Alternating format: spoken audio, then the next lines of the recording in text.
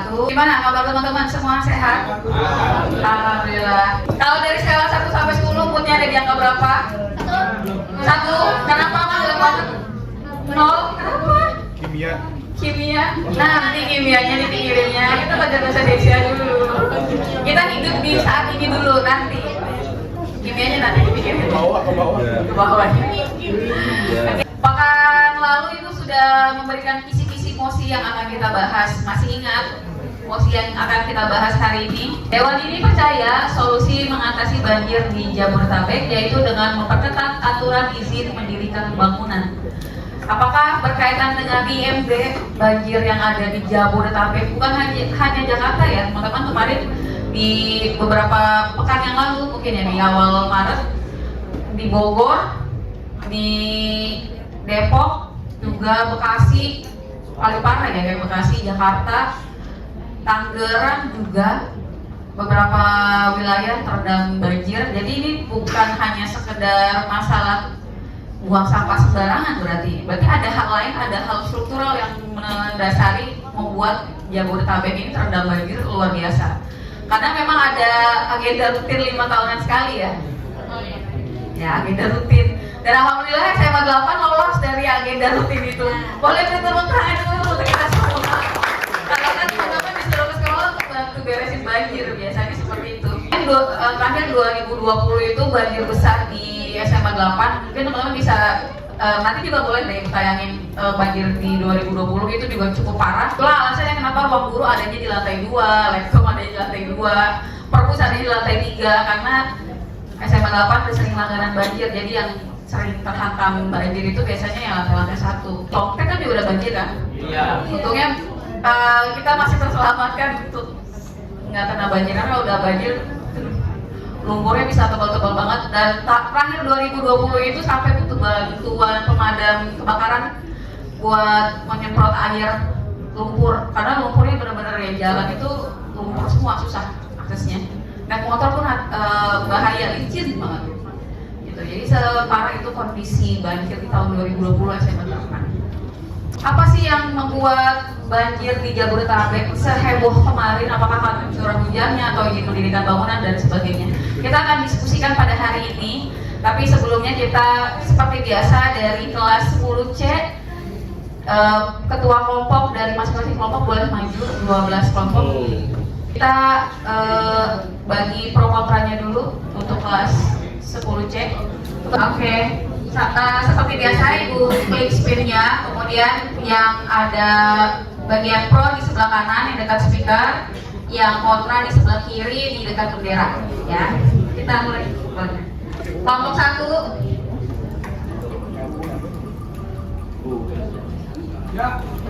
Ya. Kelompok 1 kontra. Ya, silakan kelompok 1 di sebelah kiri dekat bendera.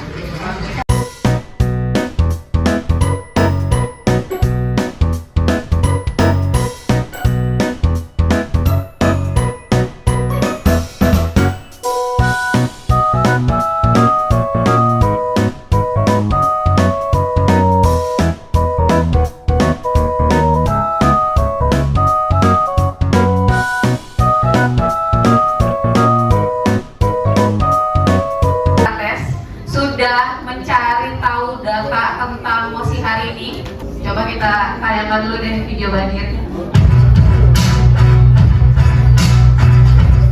Badan Meteorologi, Klimatologi, dan Geofisika atau BMKG menyebut banjir yang melanda wilayah Jakarta, Depok, Bekasi, dan Tangerang pada Selasa 4 Maret 2025 merupakan banjir kiriman. Banjir tersebut disebabkan adanya intensitas hujan deras tergolong ekstrim yang berasal dari wilayah Bogor.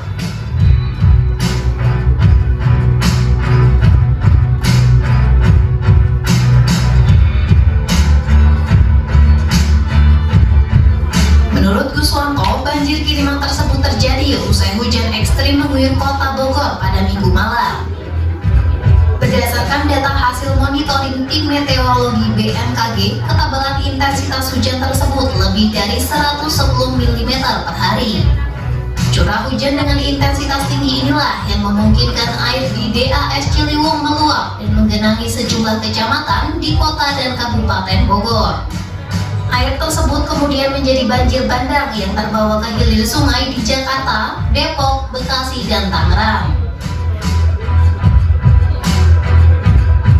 Banjir Bekasi yang mencapai ketinggian 4 meter diperkirakan terjadi akibat air dari hulu DAS Ciliwung yang bersamaan dengan hujan deras. Guswanto menjelaskan wilayah tersebut dilanda hujan dengan intensitas 165 hingga 208 mm per hari di beberapa lokasi. Terjadinya hujan deras ini dipengaruhi adanya pertumbuhan awan konvektif yang cukup signifikan pada skala meso atau besar akibat kombinasi faktor atmosfer, meningkatkan pertumbuhan awan hujan dan sirkulasi siklonik yang mengakibatkan perlambatan angin dan seterusnya.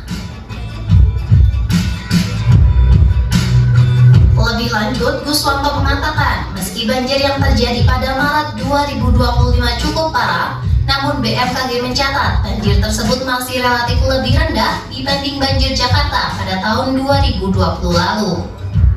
Pada tahun 2020, BMKG mencatat curah hujan lokal di Jakarta sangat ekstrim dengan intensitas mencapai 377 mm per hari.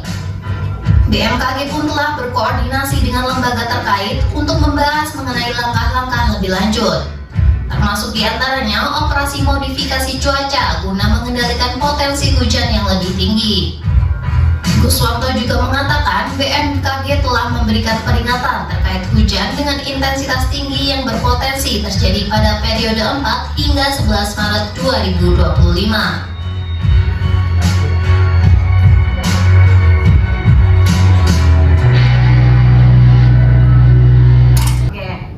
Tadi ada cuplikannya, ternyata ada berbagai faktor yang menyebabkan banjir di Jakarta cukup ekstrim, Jabodetabek khususnya. Kalau di video tadi disampaikan adanya banjir kiriman dari Bogor.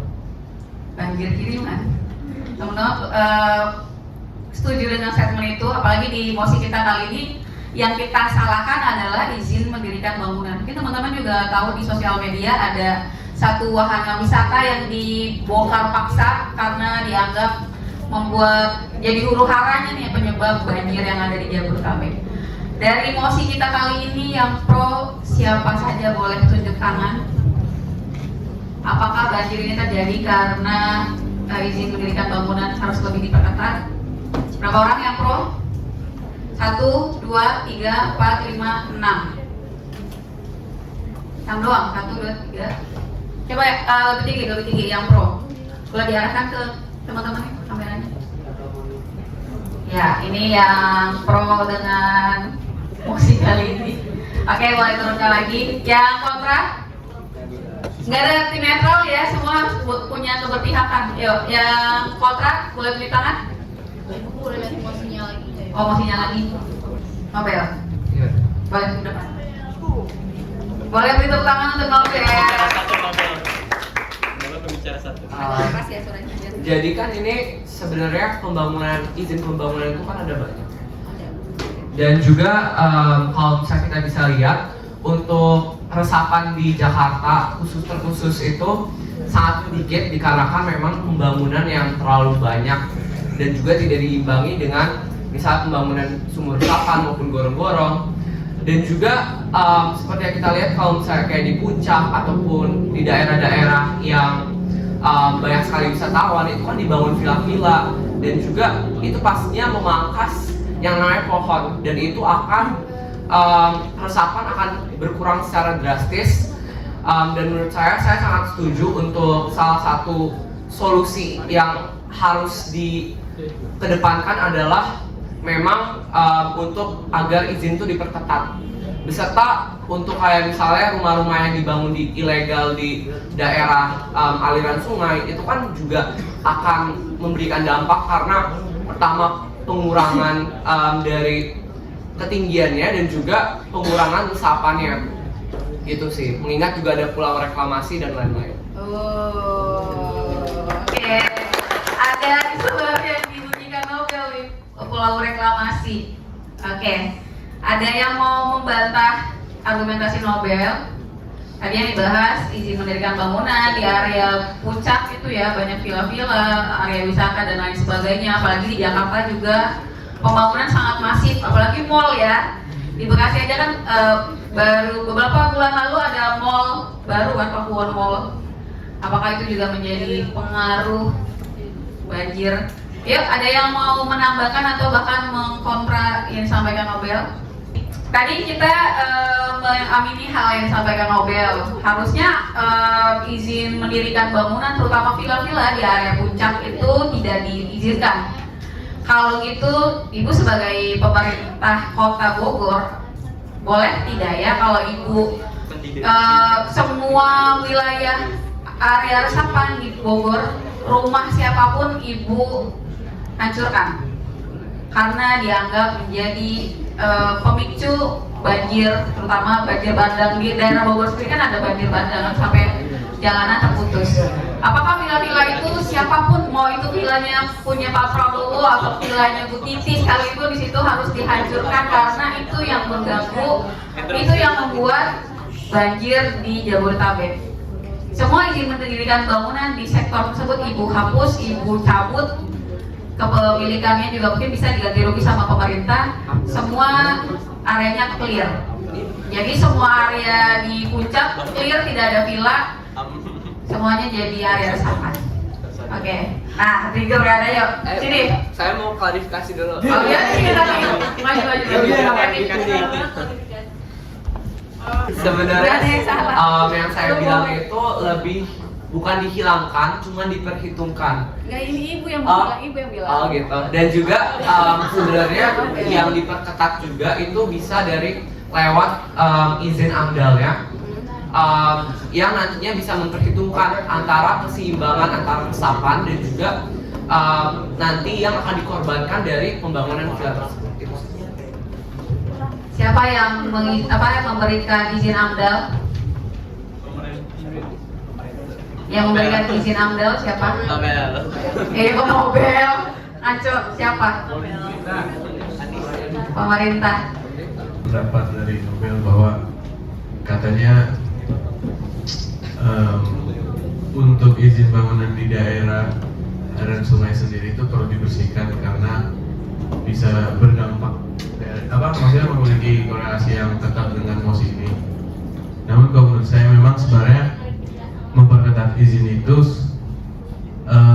bisa dibilang solusi yang istilahnya masih karet lah, karena bisa dilihat ya tatanan dan birokrasi pemerintah di Indonesia itu masih belum bisa transparan dan jujur sebagaimana yang diidealkan di MOS ini.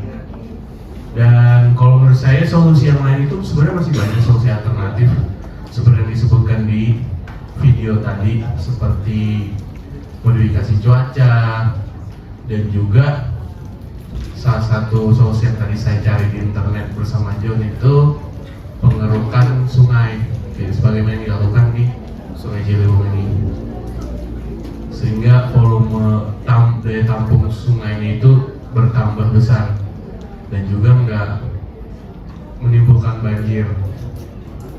Itu sih Bu. Oke, berarti dikeruk ya lagi. Iya. Oke, terima kasih Salumi. Boleh bertepuk tangan. Assalamualaikum warahmatullahi wabarakatuh. Saya Asfar Somad Hakim selaku moderator akan memimpin debat pada pagi ini. Silakan perwakilan dari setiap kelas untuk maju untuk switch. Ya switch. Mau Pak switch kayaknya. Switch. Maju. Tuntik batu kertas. Nah. Oke. Berarti Yang menang yang milih mau. kamu mau ini pro atau bukan? Nobel kan pro. Pro ya gitu. Oh berarti dari kelas C kontra, dari kelas G pro. Oke. Mosi hari ini adalah Dewan ini percaya solusi mengatasi banjir di Jabodetabek yaitu dengan memperketat aturan izin mendirikan bangunan. Untuk para kelompok pro dan kontra diberikan waktu 10 menit untuk case building. Baik, terima kasih atas kesempatan ini akan saya mulai dari 3, 2, 1. Assalamualaikum warahmatullahi wabarakatuh. Selamat pagi yang kami hormati moderator dan dewan juri pada debat kali ini, beserta tim kontra dan teman-teman yang sangat saya banggakan. Sebelum menyampaikan mosi pembuka tim pro pada hari ini, ada baiknya jika kita berkenalan terlebih dahulu. Perkenalkan, saya Nobel, pembicara satu dari tim pro yang pada hari ini akan membahas solusi mengatasi banjir di Jabodetabek dengan memperketat aturan izin pembangunan. Hadirin yang terhormat, Untuk pembicara satu kontra, Baik, perkenalkan nama saya Firlian Saputra dari pembicara satu kontra. Banjir di Jabodetabek adalah masalah yang terus berulang setiap tahun, menyebabkan kerugian ekonomi, merusak lingkungan, dan mengganggu kehidupan masyarakat.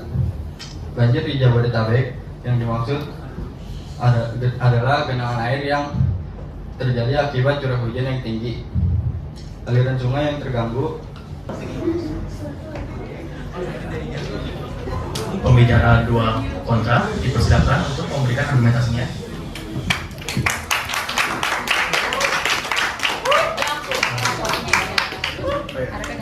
Assalamualaikum warahmatullahi wabarakatuh. Nama saya Muhammad Panji Raffi dari pembicara kontra 2. Kami menolak mosi ini karena memperketat aturan izin mendirikan bangunan bukanlah solusi utama dalam mengatasi banjir Jabodetabek. Saya memiliki alasan tersebut seperti satu, banjir bukan hanya disebabkan oleh pembangunan bangunan baru. Banjir di Jabodetabek terjadi karena berbagai faktor yang lebih dominan seperti buruknya sistem. Izin bangunan bukanlah solusi utama yang kita butuhkan. Ini hanyalah mengalihkan fokus dari masalah yang besar. Kalau kita mau benar-benar mengatasi banjir di Jabodetabek,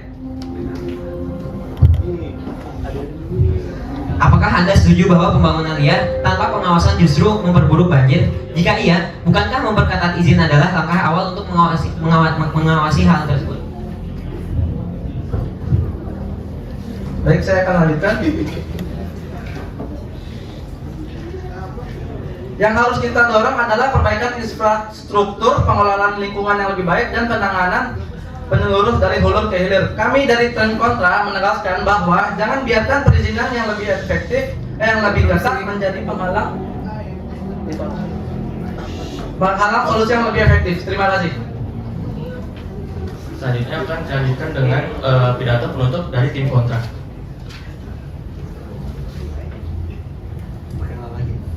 Akhir dari tim kontra. Debat ini menunjukkan bahwa penyelesaian banjir di Jabodetabek adalah isu yang kompleks dan tidak bisa hanya tergantung pada satu kebijakan.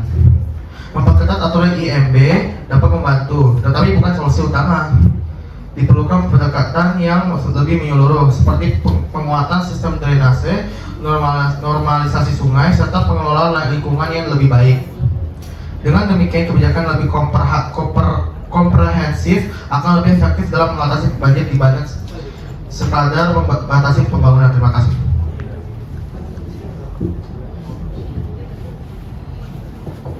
Akan dilanjutkan oleh pidato dari pembicara tim pro. Baik, terima kasih. Assalamualaikum warahmatullahi wabarakatuh. Hadirin yang terhormat, moderator, dewan juri, dan tim kontra serta teman-teman yang saya banggakan. Setelah melalui debat yang cukup panjang, tibalah saatnya bagi saya untuk menyampaikan pidato penutup dari tim pro. Dari berbagai argumen yang telah kami paparkan, kami telah membuktikan bahwa memperketat aturan izin pembangunan merupakan solusi yang paling efektif untuk mengatasi banjir di Jabodetabek. Kita telah melihat bagaimana alih fungsi lahan yang tidak terkendali telah memperparah banjir dengan 80% dari daerah resapan berubah menjadi permukiman dan industri. Hal ini menyebabkan peningkatan debit air di Sungai Ciliwung sebanyak 25% dalam satu dekade terakhir, sementara kapasitas sungai hanya mampu menampung 60%. Kami juga menunjukkan bahwa regulasi yang lebih ketat terhadap izin pembangunan dapat mencegah eksploitasi lahan dan juga yang merugikan lingkungan, dengan memastikan bahwa setiap bangunan mematuhi tata yang telah diatur pada undang-undang. Regulasi-regulasi untuk yang mengatur wilayah resapan air akan mencegah banjir yang semakin parah dalam satu dekade terakhir. Sebaliknya, jika regulasi ini tidak diperketat, maka pembangunan yang tidak bertanggung jawab akan terus terjadi. Alih fungsi lahan yang akan semakin masif, daerah resapan air yang semakin berkurang, dan dampak banjir akan semakin besar. Terima kasih kepada para pembicara atas argumen dan pemikirannya yang luar biasa, serta kepada audiens yang telah mengikuti debat ini dengan antusias. Kita telah mendengar berbagai sudut pandang yang memperkaya wawasan kita tentang mosi hari ini. Semoga diskusi ini dapat menjadi bahan refleksi bagi kita semua. Dengan ini debat resmi kami tutup, dan saya Asma Saman Hakim selaku moderator izin memundurkan diri. Terima kasih. Oke.